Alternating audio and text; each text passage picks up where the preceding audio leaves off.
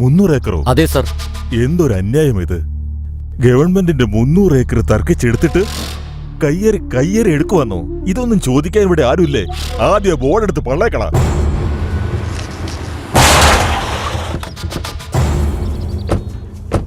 എന്താ സർ ബോർഡൊക്കെ വലിച്ചെറിയുന്നേ? നിങ്ങൾ ആരാണ്? Government officer.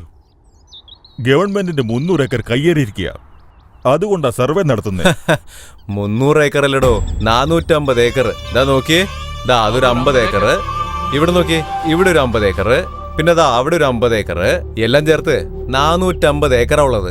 നീ ആരാ? ഈ സ്ഥലത്തിന്റെ ഉടമസ്ഥനാണേ. ഗവൺമെന്റിന്റെ ആടം നിറഞ്ഞിട്ട് നീ എങ്ങനെയാ കയ്യേറിയത്?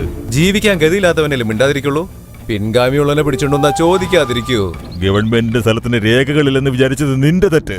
സർവേയും ചെയ്യും, ഫയലും മൂവ് ചെയ്യും. ഇത്ര വർഷമായിട്ടും ഇതിന് സമ്പാദിച്ച കോടികൾ ഞാൻ പുറത്തു കൊണ്ടുവരും. നിങ്ങളെയൊക്കെ കമ്പി എണ്ണിക്കും. നീ ഇവിടുന്ന് പുറത്തോട്ട് പോയാലല്ലേ ഫയൽ അവിടെ മൂവ് ആവുള്ളൂ. എന്താടോ, ആളെ വരട്ടോണോ? ഫയല് ഞങ്ങളുടെ കയ്യിൽ നിന്നാ നിങ്ങൾക്ക് നല്ല ബഹുമാനം കിട്ടും, നല്ല കാശും കിട്ടും. ഇല്ലെങ്കിലേ എന്താ സുഹൃത്തെ, എന്നെ പേടിപ്പിക്കുകയാണോ? ഞാനേ മനുഷ്യാവകാശ കമ്മീഷനിലെ ഓഫീസറാ. എന്നെ ഒന്ന് തൊട്ടാ കളി മാറും. ശബ്ദം ഉയർത്തുന്നോടാ. അധികാരികളും രാഷ്ട്രീയക്കാരും ഞങ്ങളുടെ വീട്ടില് വെറും വേലക്കാരാടാ. എന്നിട്ട് നീ വലിയ ആള് ചമയുന്നോടാ.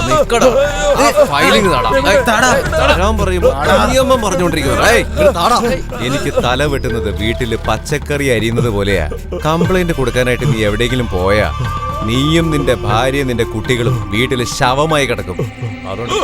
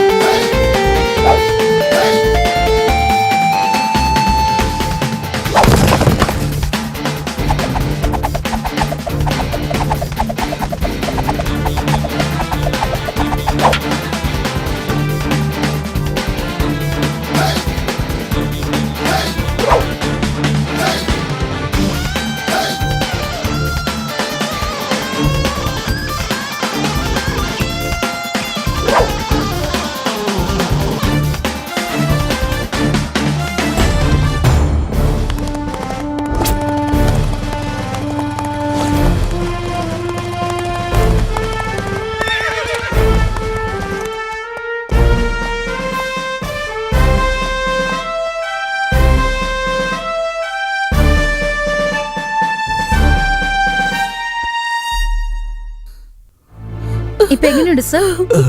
തലയ്ക്ക് നന്നായിട്ട് വേദനയുണ്ട് ഡോക്ടർ. ഡോക്ടർ, അദ്ദേഹത്തിന്റെ മുറിവുകളുടെ വേദന മാറാനായിട്ട് വേറെ എന്തെങ്കിലും ട്രീറ്റ്മെന്റ് കൊടുത്തൂടെ? പെയിൻ കില്ലർ കൊടുത്തിട്ടുണ്ട്, നമുക്കൊന്ന് നോക്കാം. അല്ലെങ്കിൽ നമുക്ക് വേറെ മരുന്ന് മാറ്റാം. നാളെ നിങ്ങളൊന്ന് കരയാതിരിക്കാം.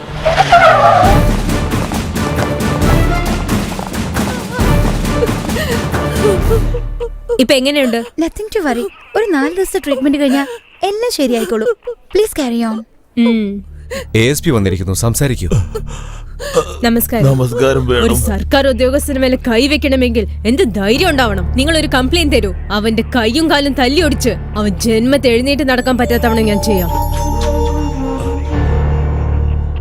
എന്ത് ചേട്ടാ, എന്താ നിങ്ങളൊന്ന് പറയത്തെ? നിങ്ങൾ ഇങ്ങനെ ചെയ്ത അക്രമികളെ വെറുതെ വിടരുത് ചേട്ടാ. അവർക്ക് തക്കതായ ശിക്ഷ കിട്ടണം. ആരെന്ന് പറയാ ചേട്ടാ? Come on, tell me. എഴുതിക്കോളൂ. എന്താ സംഭവിച്ചതെന്ന് ധൈര്യമായിട്ട് പറയൂ. കംപ്ലൈന്റ് കൊടുക്കാനായിട്ട് നീ എവിടെയെങ്കിലും പോയാ നിന്റെയും നിന്റെ ഭാര്യയുടെയും കുട്ടികളുടെയും ശവം മാത്രമേ വീട്ടിൽ കാണൂ.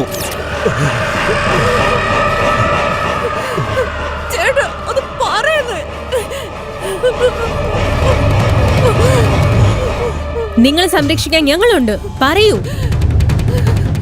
ആരത് പറയൂ സർ. എന്തിനാ പേടിക്കുന്നേ? നിങ്ങളിങ്ങനെ ദ്രോഹിച്ചത് അയ്യപ്പന്റെ മകനാണെന്ന് നിങ്ങളുടെ അസിസ്റ്റൻസ് എന്നെ പറഞ്ഞു കഴിഞ്ഞു. നിങ്ങൾ ഈ കംപ്ലൈന്റ് പേപ്പറിൽ ജസ്റ്റ് ഒരു സൈൻ ചെയ്താൽ മതി. ബാക്കിയൊക്കെ ഞാൻ നോക്കിക്കോളാം. ഇല്ല, എന്നെ ആരും അടിച്ചിട്ടില്ല. നിങ്ങൾക്ക് ആരോ റോങ് ഇൻഫർമേഷൻ തന്നതാ. What? എനിക്ക് ആക്സിഡന്റ് ആയതാ. നോ സർ, നിങ്ങൾ നുണ പറയാണ്. എനിക്ക് നന്നായിട്ട് മനസ്സിലാവുന്നുണ്ട്. നിങ്ങൾ സർവേ എടുക്കാൻ പോയ സ്ഥലത്ത് വെച്ച് മാദേശും അവന്റെ കൂട്ടുകാരും നിങ്ങളെ അറ്റാക്ക് ചെയ്തതാണ്. ഇല്ല, എന്നെ ആരും അറ്റാക്ക് ചെയ്തിട്ടില്ല. പ്ലീസ് എന്നെ വിടൂ. Leave me alone. എനിക്കൊന്നും പറ്റിയിട്ടില്ല. ദയവേത് നിങ്ങൾ ഇതിലൊന്നും ഇടപെടരുത് please.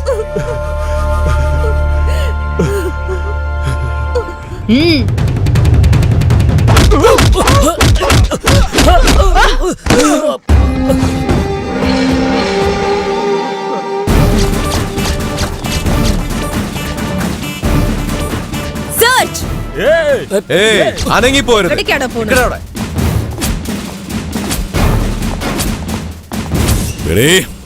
Dr warrant, search warrant ഉണ്ട്. അതെ ASP, ഞാൻ തന്നെ ഒരു ഗവൺമെന്റാ.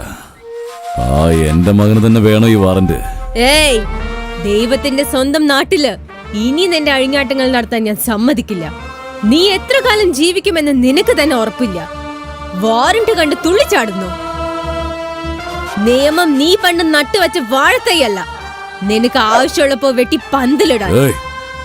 അതല്ല ഇവിടെ എന്റെ മകൻ എന്ത് തെറ്റ് ഇപ്പൊ അറസ്റ്റ് ചെയ്യാൻ വന്നിരിക്കുന്നേ? നമ്പർ 1, സർക്കാർ വക ഭൂമി അതിക്രമിച്ച് കൈയേറിയതിന്, കോടികൾ വിലമതിക്കുന്ന ഗ്രാനൈറ്റ് കൊള്ളയടിച്ചതിന്. നമ്പർ 2, സർവേ എടുക്കാൻ വന്ന സർക്കാർ ഉദ്യോഗസ്ഥരെ ആക്രമിച്ചതിന്.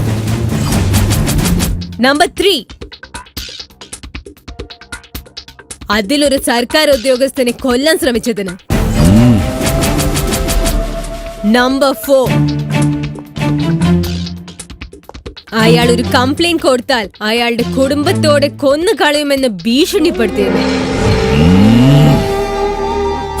അതിനൊക്കെ നിങ്ങളുടെ കയ്യിൽ സാക്ഷികളുണ്ടോ?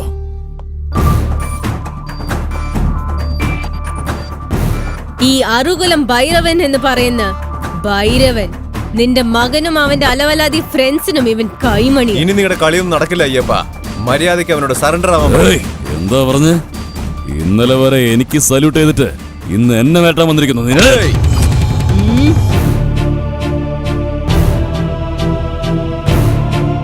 എന്റെ മേലാധികാരി നിനക്ക് അടിമയായിരുന്നപ്പോ ഞാൻ നിന്നെ സല്യൂട്ട് ചെയ്തിട്ടുണ്ട്.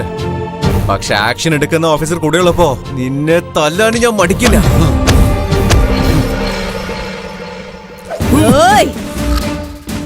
ഞാൻ നിന്നെ തല്ലില്ല അയ്യപ്പ. ഇനി SIയുടെ മേലെയല്ല, ഒരു PC-യുടെ മേലെ നീ കൈവച്ചാൽ, ഇപ്പൊ നീ പേടിച്ചു വേർച്ച് കൈ വെച്ചിരിക്കുന്ന സ്ഥലം ഉണ്ടല്ലോ, അവന്റെ ബൂട്ട്സ് കാലുകൊണ്ട് ചവിട്ടി ഞെരിച്ചു കളയും.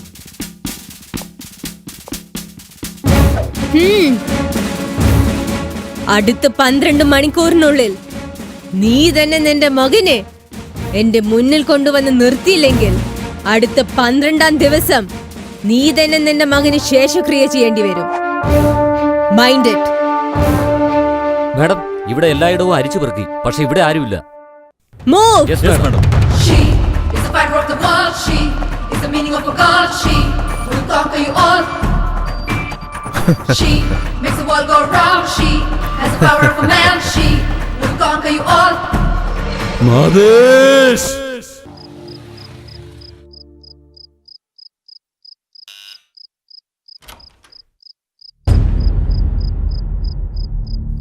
അസ്മാ, എന്താ പറ്റി?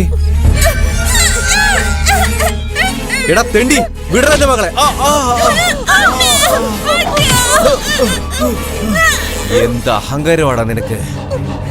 എന്റെ അച്ഛന്റെ മേത്ത് കൈവെക്കാനുള്ള ധൈര്യം വന്നു നിനക്ക്? എന്റെ അടുത്താണോ ശബ്ദം ഉണ്ടാക്കുന്നത്?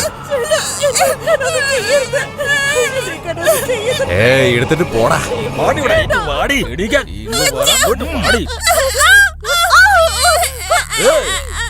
ഈ കൈയുണ്ടല്ലേ നീ എന്റെ അച്ഛനെ പിടിച്ച് തള്ളിയിട്ടത്, അതെനിക്ക് വേണം.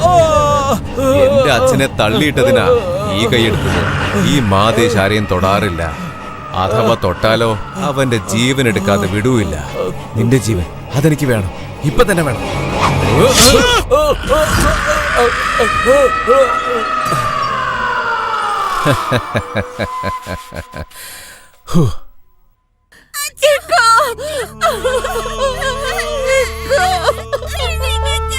എന്നെ വിട്ടിട്ട് പോയില്ലേക്കാ.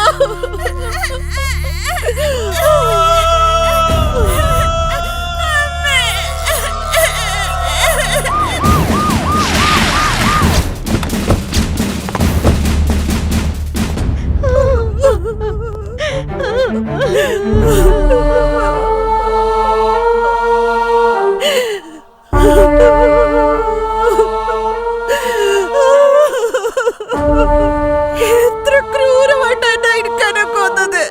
എന്റെയൊക്കെ നിങ്ങൾക്കൊക്കെ എന്ത് പാവം ചെയ്ത്. എടാ മാതേഷ്, നീ നന്നാവില്ലടാ. നീ ഒരിക്കലും നന്നാവില്ലടാ. ഞാൻ നിന്നെ വെറുതെ വിടില്ലടാ.